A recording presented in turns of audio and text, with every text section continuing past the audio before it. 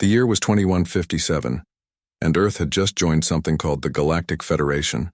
After many years of talking with aliens, Captain Kim Tae-ho was a United States Marine who led a group of soldiers on a planet far from Earth. The planet was called Kepler 442b, and it was a mining world where aliens dug up valuable rocks and metals. Kim Tae-ho was 35 years old and came from Seoul. He had been a Marine for 15 years and had fought in wars on Mars and the Moon. His job was to protect Earth diplomats when they visited alien worlds. He was good at his job because he was calm under pressure and could think fast when things went wrong. Private Park Ji-woo was the youngest member of the team at 19 years old. He came from Busan, where his family owned a small restaurant near the ocean. His mother had cried when he joined the Marines, but she was proud when he was chosen for this special mission. To space, Park was excited to see alien worlds and meet different species. The team also included Sergeant Lee Min-ho, who was an expert with weapons and technology. He came from Daegu and had studied engineering before joining the military. He was responsible for keeping all their equipment working in the harsh conditions of alien planets. The diplomatic mission seemed easy at first. They were supposed to inspect mining operations and make sure everything was fair according to Federation rules. The aliens who controlled this part of space were called the Vorthak Empire. They were tall blue creatures with 4 arms, and they were supposed to be honorable warriors. According to the files Earth had received, the Vorthak looked intimidating, but the Federation had said they were trustworthy. The aliens stood over 7 feet tall and had thick blue skin that looked like armor. Their forearms ended in hands with 6 fingers each, and their eyes were large and yellow. They spoke in deep voices that rumbled like thunder. Captain Kim led his team through the mining facility, which was a massive complex of tunnels and machines carved into the planet's surface. The air smelled like metal and chemicals, and the ground shook constantly from the heavy machinery. The Vorthak workers moved efficiently through the facility, carrying tools and materials with their 4 arms. Everything was going well until they reached the main processing center. This was where the raw materials were turned into valuable metals and crystals that would be sold throughout the galaxy. The facility was run by a Vorthak commander named Veltar, who seemed different from the other aliens. Veltar was bigger than the other Vorthak and had scars across his blue face that showed he had been in many battles. He wore a uniform, covered in metals, and carried weapons that looked more advanced than what the other aliens had. When he saw the human team, his yellow eyes narrowed with suspicion. The trouble started when Veltar accused the humans of stealing mineral samples. He claimed that Earth diplomats had taken crystals without permission, and that this was an act of war. Captain Kim tried to explain that they were only conducting routine inspections as allowed by Federation law. The argument got louder and more heated. Veltar's forearms gestured wildly as he spoke, and his voice became a threatening roar. The other Vorthak soldiers moved closer to the humans and began reaching for their weapons. Sergeant Lee put his hand on his gun, but Captain Kim signaled him to stay calm. Private Park saw what was happening and tried to help. He stepped forward with his hands raised to show he meant no harm. He spoke slowly and clearly, trying to calm down the angry alien commander. Park had always been good with people and thought he could solve this problem with words. That was when everything went wrong. Veltar suddenly drew a weapon from his belt. It was a plasma torch designed for cutting through rock and metal in the mining operation. The tool glowed with blue fire hot enough to melt steel. Park realized his mistake too late and tried to step back. Veltar grabbed Park with 2 of his 4 arms and held him still. The young Marine struggled, but the alien was much stronger. The other Vorthak soldiers pointed their weapons at the remaining humans and prevented them from helping their friend. Captain Kim shouted for them to stop, but Veltar ignored him. The plasma torch touched Park's uniform and immediately set it on fire. The advanced fabric was designed to protect soldiers, but it could not stand up to the intense heat. The flames spread quickly across Park's chest and arms. The young man screamed in pain as the fire burned through his clothes and reached his skin. Captain Kim tried to rush forward to help, but a Vorthak soldier knocked him down with the butt of a rifle. Sergeant Lee attempted to draw his weapon but found himself surrounded by aliens pointing plasma weapons at his head. The humans could only watch in horror as their friend burned alive. Park's screams echoed through the metal walls of the facility.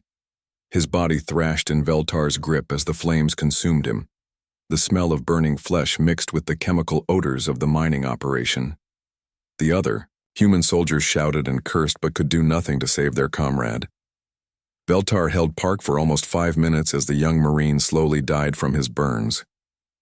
The alien commander's yellow eyes showed satisfaction as he watched the human suffer.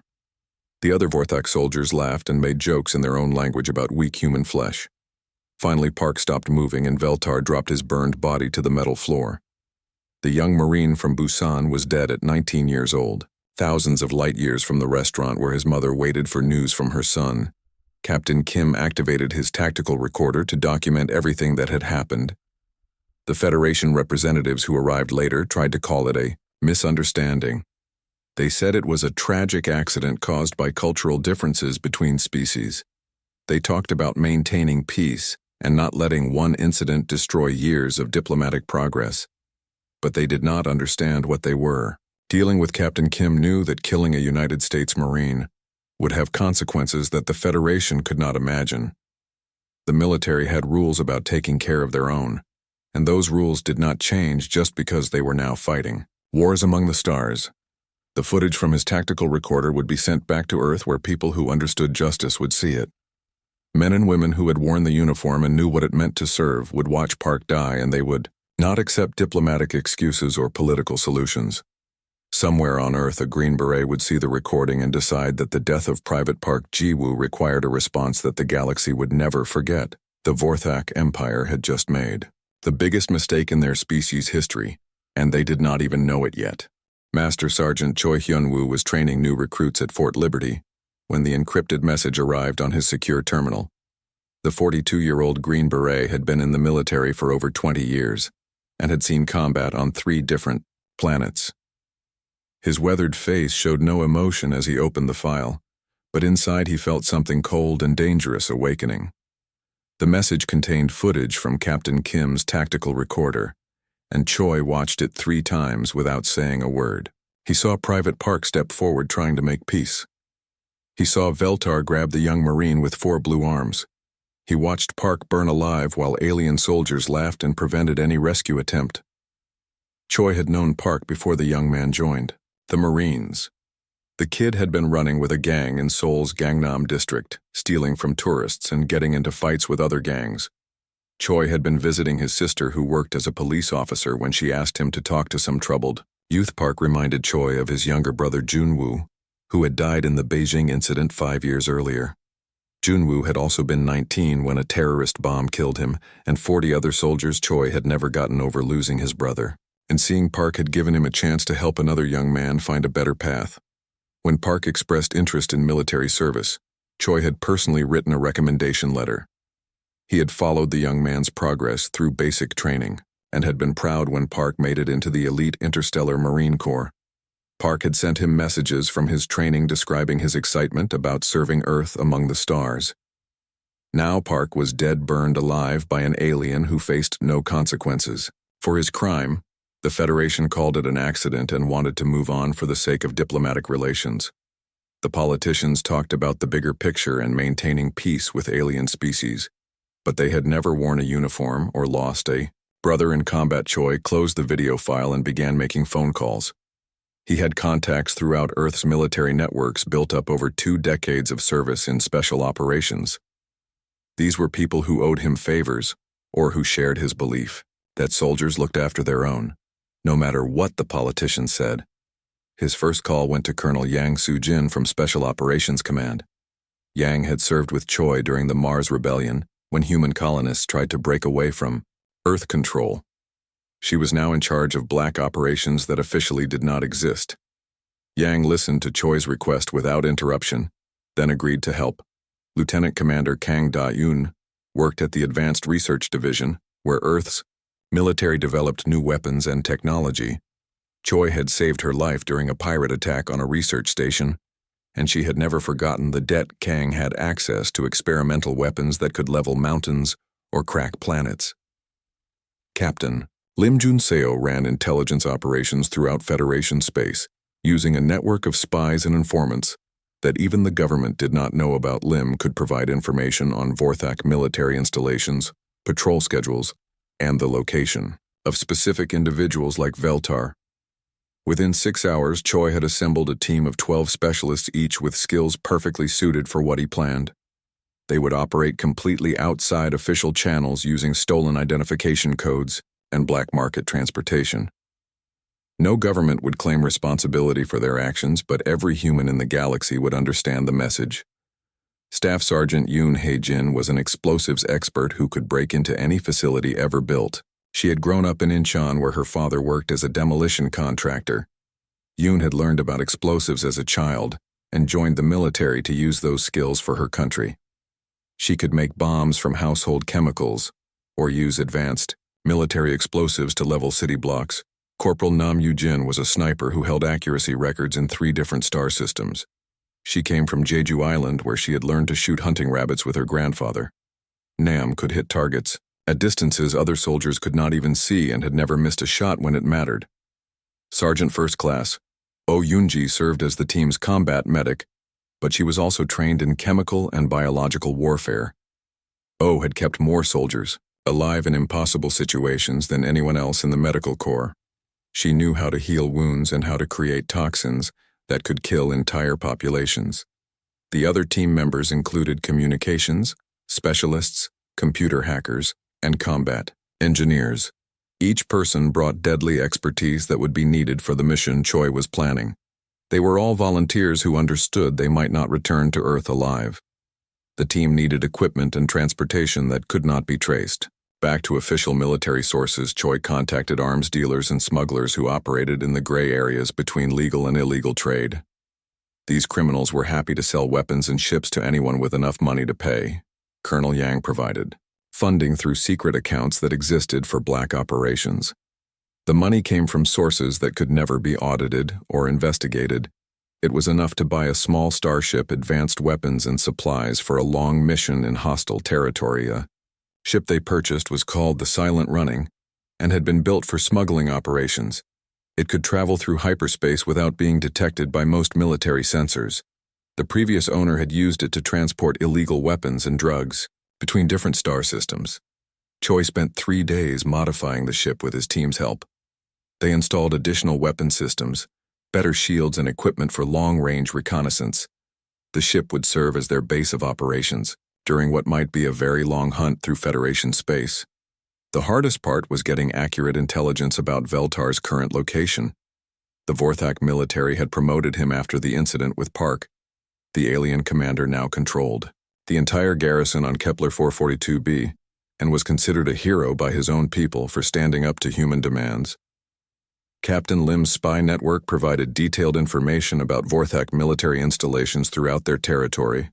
The aliens followed predictable patterns in their operations and had weaknesses that could be exploited by a small team willing to take extreme risks. The plan that emerged was simple in concept, but would require perfect execution.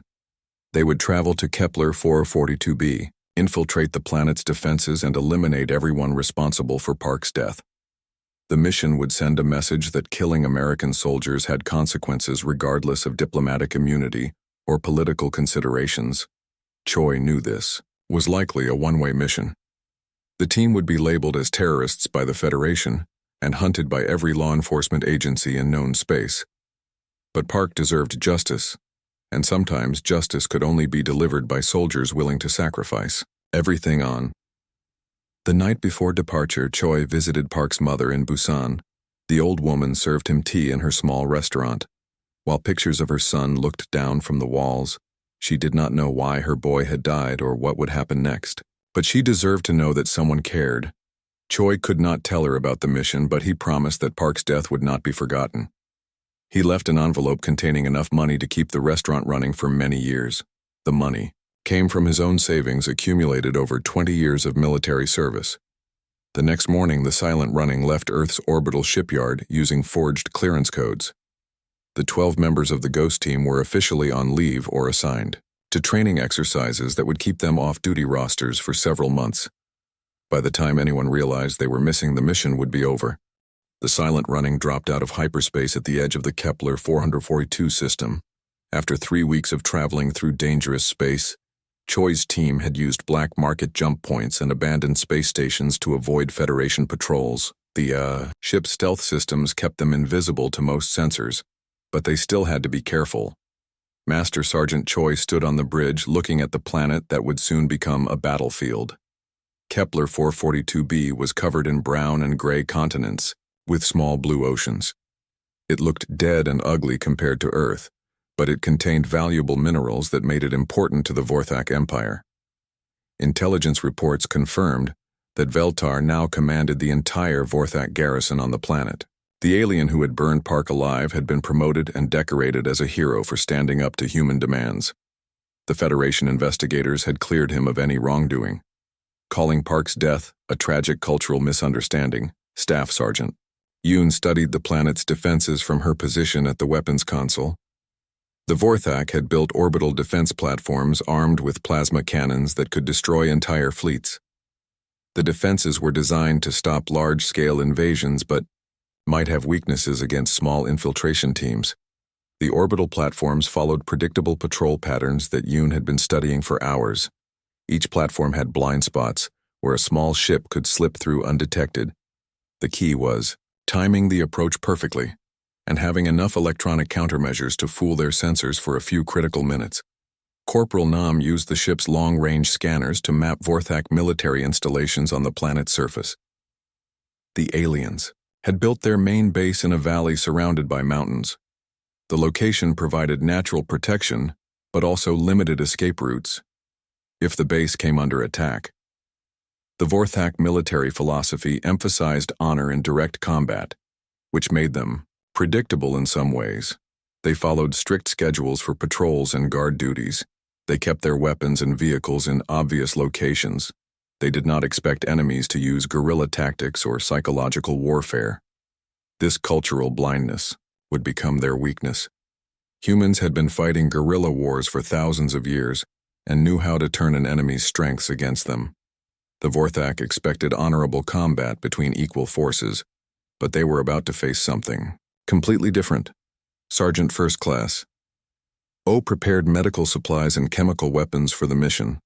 She had studied Vorthak biology and knew exactly how their bodies would react to various toxins.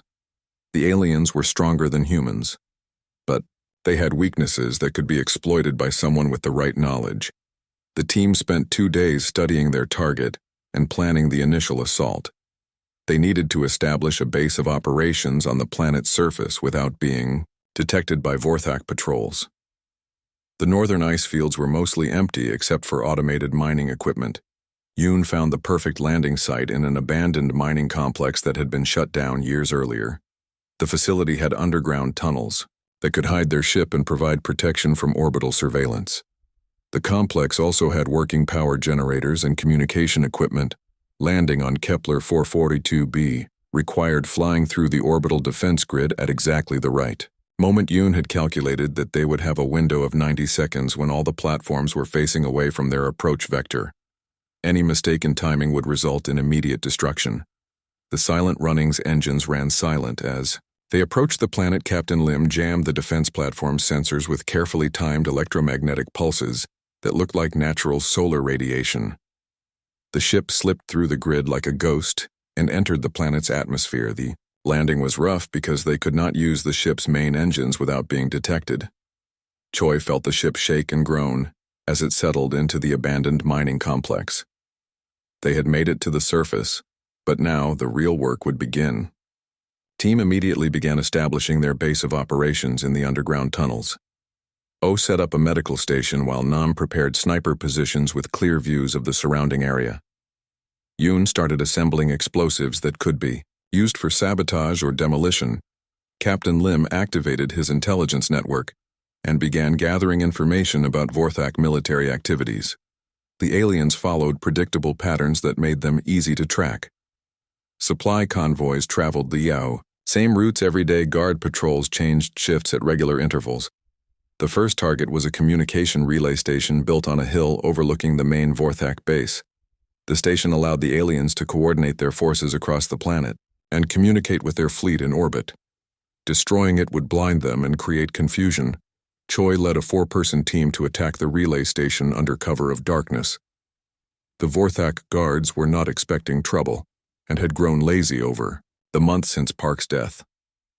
They believed humans were weak creatures who would accept diplomatic solutions to any problem. The attack was swift and silent. Nam eliminated the guards with precise shots from her sniper rifle while Yoon planted explosives at key points in the facility. The entire operation took less than 15 minutes and left no Vorthak survivors to report what had happened. When the explosives detonated, the communication relay disappeared in a ball of fire that could be seen. From the main base, Vorthak commanders immediately knew they were under attack, but they did not know who was responsible or where the attackers had gone. The team left human-made weapons at the attack site to make sure the aliens knew exactly who was hunting them. Choi wanted the Vorthak to understand that humans had come for revenge and would not stop until every person responsible for Park's death was eliminated. Over the next 3 days, the team conducted a series of hit-and-run attacks against Vorthak military targets. They destroyed supply convoys, sabotaged equipment, and eliminated isolated patrols. Each attack was carefully planned to maximize psychological impact while minimizing risk to the team. The Vorthak military began to panic as they realized they were facing an enemy they did not understand. These humans did not follow any military doctrine the aliens recognized. They struck from shadows, used terror tactics, and showed no interest in honorable combat. Veltar issued orders for increased security, but his soldiers were already afraid. Many refused to leave the main base unless they traveled in large groups.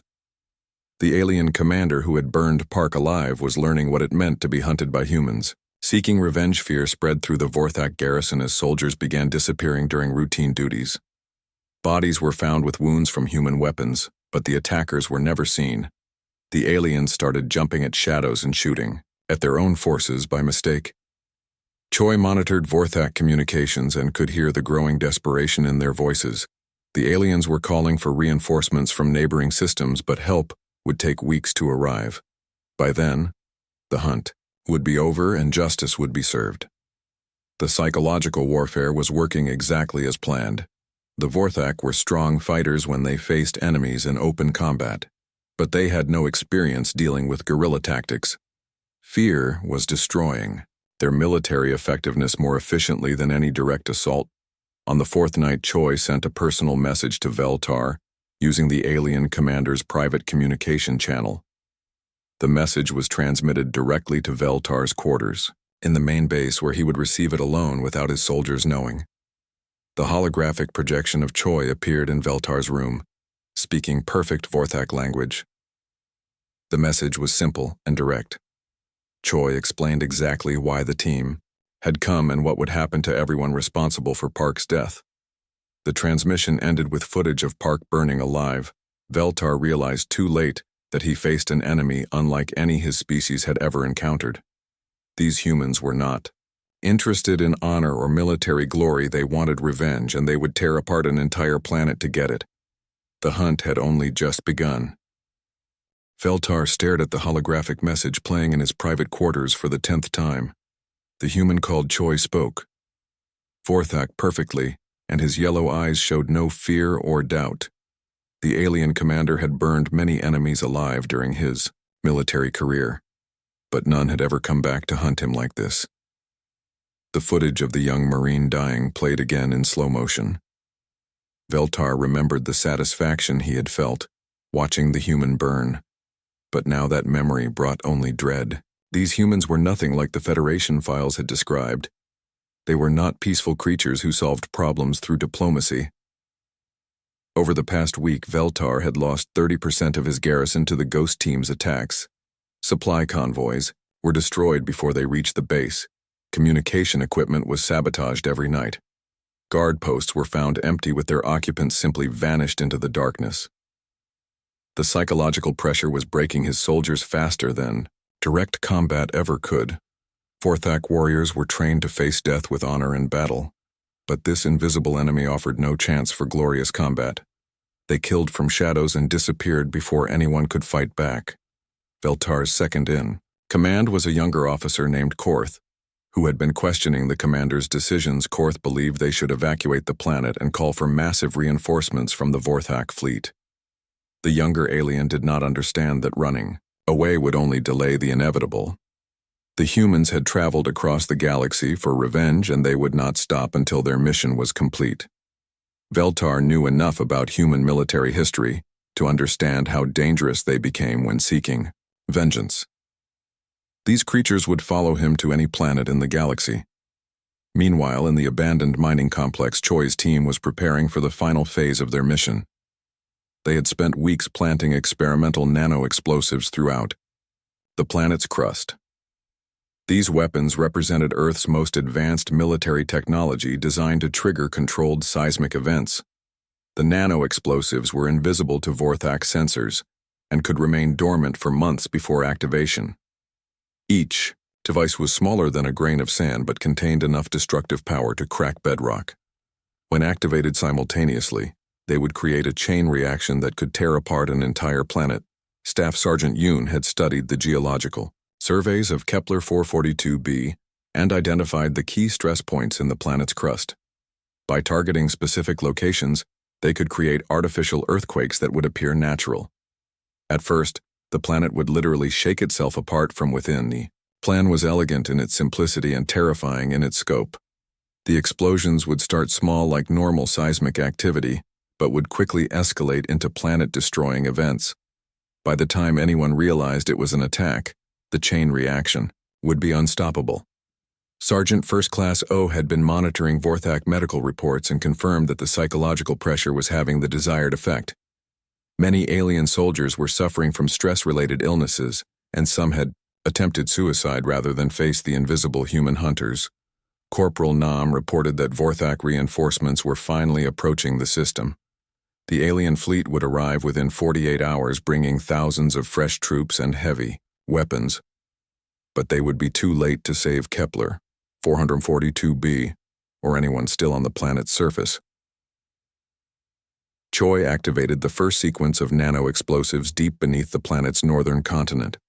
The initial tremors were barely noticeable but seismic. Monitoring stations detected unusual patterns in the planetary crust. The earthquakes were too regular and too precisely timed to be natural.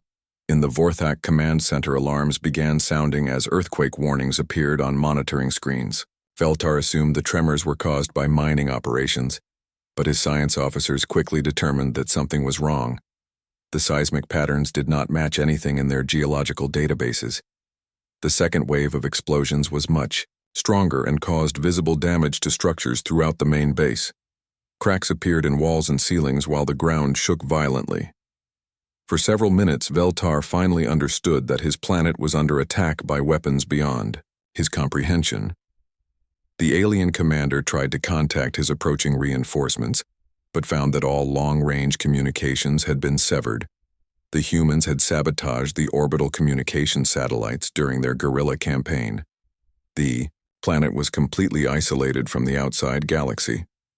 Panic spread through the Vorthak garrison, as soldiers realized their world was dying beneath their feet.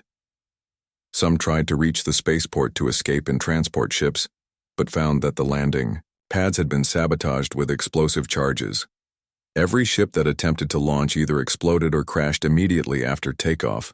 Veltar gathered his remaining officers in the command bunker deep underground.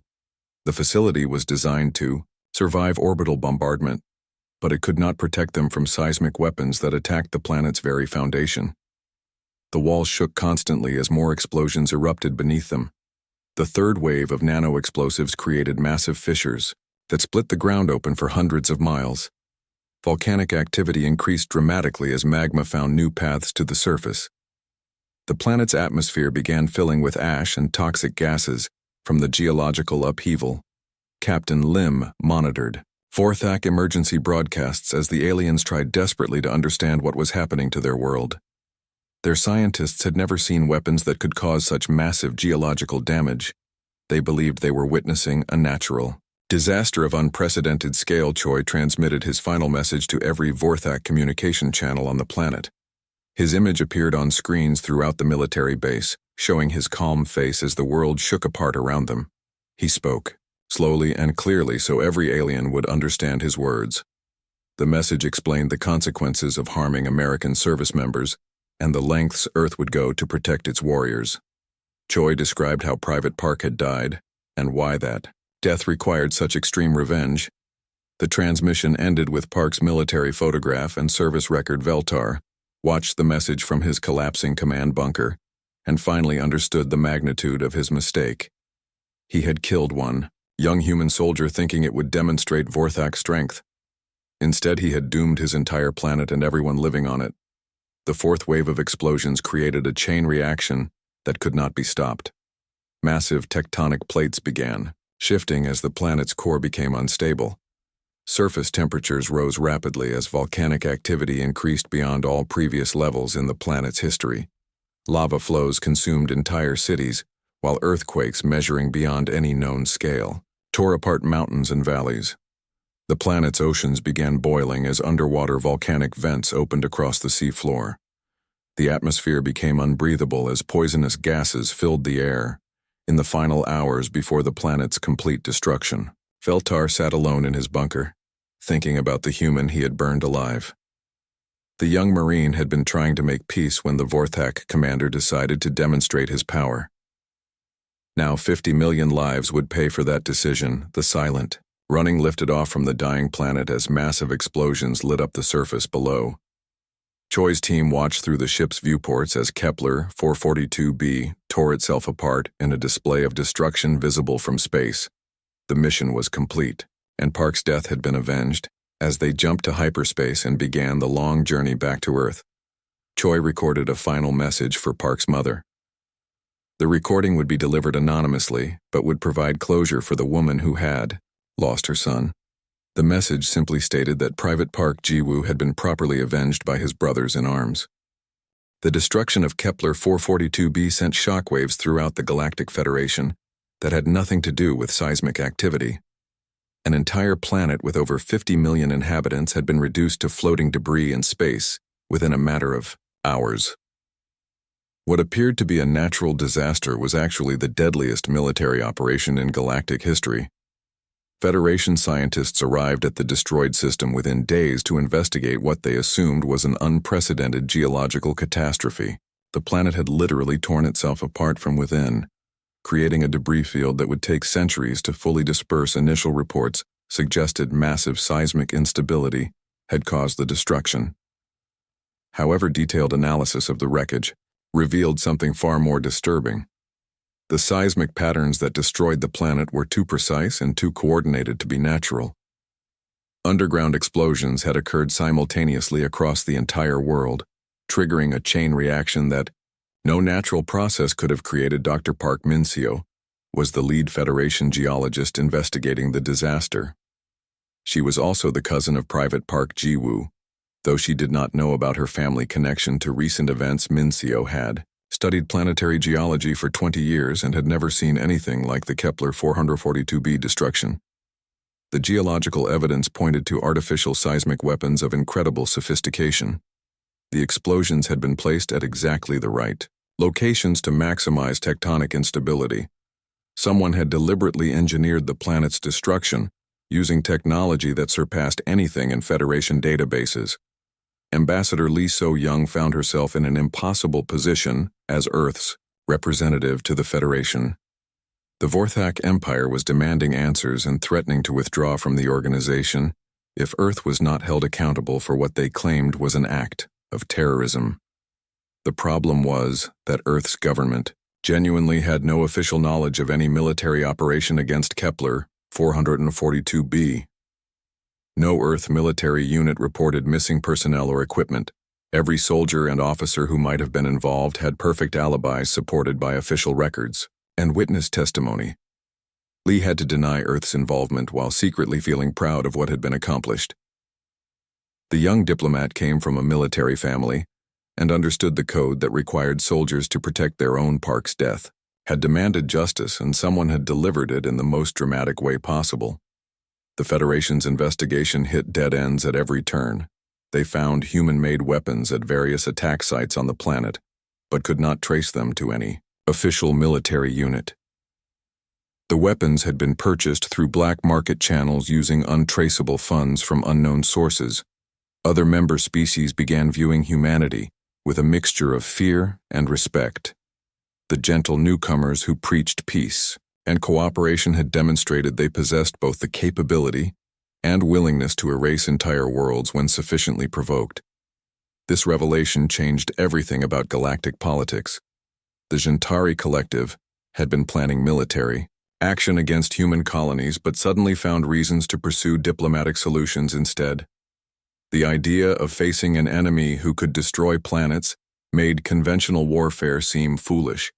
The humans might be physically weaker, but their capacity for revenge was terrifying. The Centauri Republic quietly settled a trade dispute that had been brewing for months, rather than risk escalation with Earth. Their intelligence services had analyzed the Kepler 442b incident and concluded that humans were far more dangerous than anyone had realized.